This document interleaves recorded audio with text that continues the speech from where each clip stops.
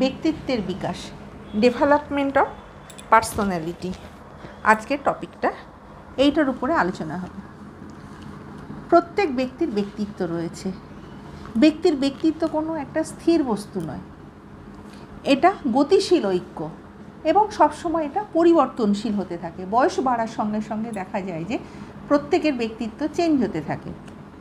শিশু যখন জন্মায় তখন তার মধ্যে কোনো ব্যক্তিসত্তা লক্ষ্য করা যায় না, কিন্তু তার জন্মের পর থেকে তার আর দেখা যায় যে পরিবেশের বিভিন্ন রকম প্রভাব সক্রিয় হয়ে উঠছে।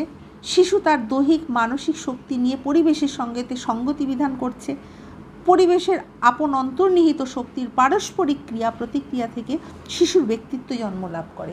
সুতরাং পরিষ্কারভাবে বোঝা যাচ্ছে শুধু ব্যক্তিত্ব গঠন করতে গেলে দেখা যাচ্ছে শিশুর কিন্তু নিজের যে বংশগত কতগুলো ধারা সেগুলো থাকে না, সেগুলো ছাড়াও কিন্তু কতগুলো বাহ্যিক যে পরিবেশের প্রভাব সেগুলোও কিন্তু তার মধ্যে পড়তে থাকে।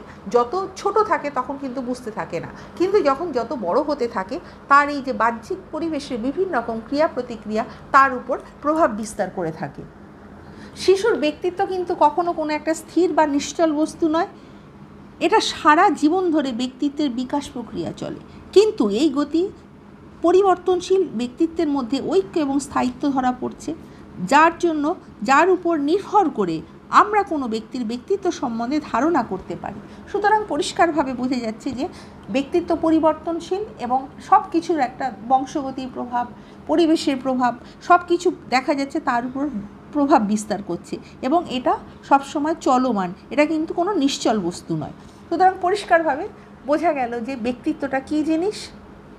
ব্যক্তিত্ব বিকাশের জন্য কতগুলো ফ্যাক্টর বা উপাদান যেগুলো খুবই তাদের সহায়ক হয়ে থাকে, যেগুলো ছাড়া কখনো ব্যক্তির ব্যক্তিত্ব হতে পারে না, বা কোনো একটা শিশুর পরিবর্তনশীল যে অবস্থা রয়েছে সেগুলো কিন্তু যদি সেই সকল ফ্যাক্টরগুলো যদি না থাকে তাহলে কিন্তু সে সম্পূর্ণভাবে বেড়ে উঠতে পারে না। তাই ব্যক্তির ব্যক্তিত্ব বিকাশে ব্যক্তিত্বের উপাদানগুলো সহায়ক ও আংশিক কারণ।